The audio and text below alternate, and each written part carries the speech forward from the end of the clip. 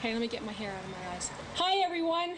I am so excited to see you all here today. Are we fired up?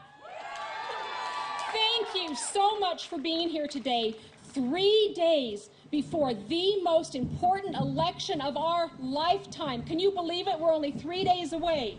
Now, Nadine gave me a wonderful introduction, but let me introduce myself again. Once again, my name is Carla. And just to clarify, I wanted to say one thing. I am not a hockey mom. What I am is I am an Army mom. And let me tell you all, the difference between a hockey mom and an Army mom is most definitely not lipstick.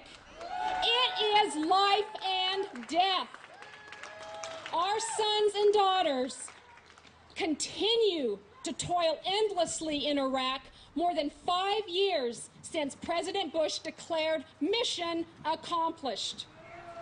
Nearly 4,200 soldiers have lost their lives in Iraq in a war that never should have been authorized and never should have been waged. So wisely spoken by Barack Obama.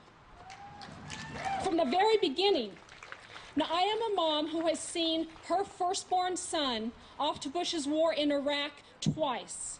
And make no mistake, folks, the Joe Six-Pack and the Joe the Plumber parents of our nation who send their children off to war, we understand all too clearly the stakes. We also understand the blunders that have cost our families and our nation more than we can afford to lose. I cannot believe there is one of us who would cheerlead from the sidelines of this monumental mistake and not demand accountability for the wanton abuse of our soldiers who honorably wear the uniform and who deserve a mission worthy of their sacrifice. As Senator Obama proposes, it is long past time for us to begin drawing this war to a close. We invaded a sovereign nation with a shock and awe spectacle and a you're either with us or against us bluster. We were told that the mission was noble and just. However, the reality does not match the rhetoric, folks, because what has actually happened is the greatest refugee crisis in history as millions of innocent Iraqis have fled their homes. Iran has been emboldened, the region has been severely destabilized, and Al-Qaeda and the Taliban are reconstituted and resurgent because we took our eye off the ball with our cut and run policy in Afghanistan. So, the answer as to whether the invasion and occupation of Iraq has made us safer here at home is no. Clearly, there has to reach a point in time where apologists run out of morphine excuses for our continued presence in Iraq. Since 2003, folks, nearly 2 million service members have deployed to war. And in the process, both our military and our economy have been broken. We have a spending rate, now hear this, folks, that reaches into our pockets for this war at the astronomical rate of over $5,000 a second. Now, how can we fail to connect the dots between our impending deep recession and the reckless foreign policies that have helped to dig us into this hole? We have had a fiscally irresponsible president for 8 years who champions a preemption doctrine that has not made us safer. Indeed, this horrific worldview has made us less safe.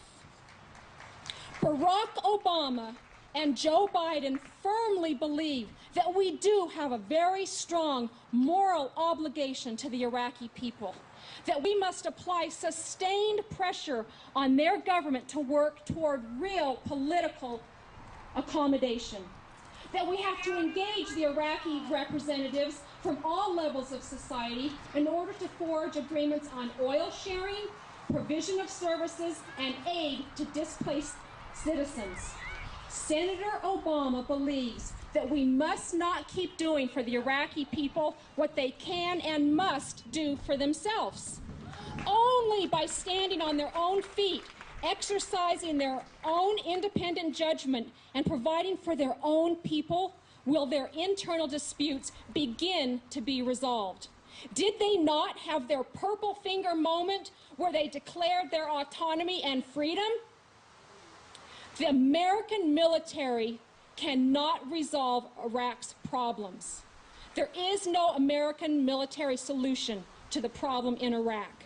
Furthermore, our presence continues to stoke the flames of extremism and hatred, and we have failed also to capitalize at every turn on opportunities provided by the sweat and blood of our troops to insist that the Iraqi people and their government take the lead and grow in the role as the sole authority on behalf of their own people. Meanwhile, our soldiers continue to be stranded, all but forgotten prisoners of this war. And this election is our best and only hope to finally turn the page and bring this war to a close and find light at the end of this endless tunnel. Now, I fully understand the horror and fear every mother lives with while their child is in harm's way. I have lived with that horror and fear myself. But to answer the mother of the fallen soldier who asked John McCain to honor her son's loss by bringing our troops home in victory, I say to her, we do not honor the loss of her son by losing yet more soldiers. Our troops are all heroes by answering this call to duty and serving no matter what their personal political feelings may be.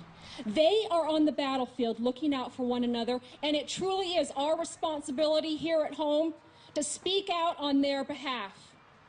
Now, Senator McCain would not be sporting the bracelet of that fallen soldier if in 2003 Senator Obama had the authority to make that fateful call. Folks, there wouldn't have been a war in Iraq, and 4,189 of our soldiers, our sons and daughters, would be alive today. And that is the judgment we need in the White House during these most difficult times.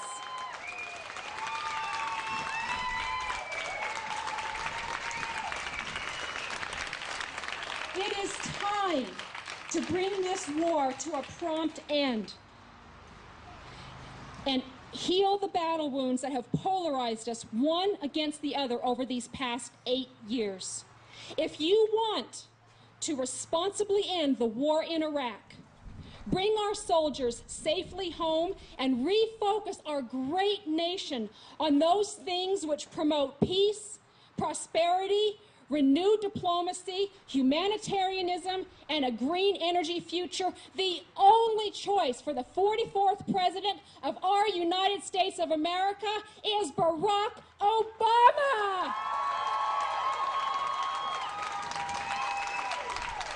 If you haven't voted yet, please don't miss your opportunity. If you have friends or family or neighbors who are undecided, who don't know which way to go, your voice is important. This is our time, people. We can make it happen. Yes, we can. Thank you.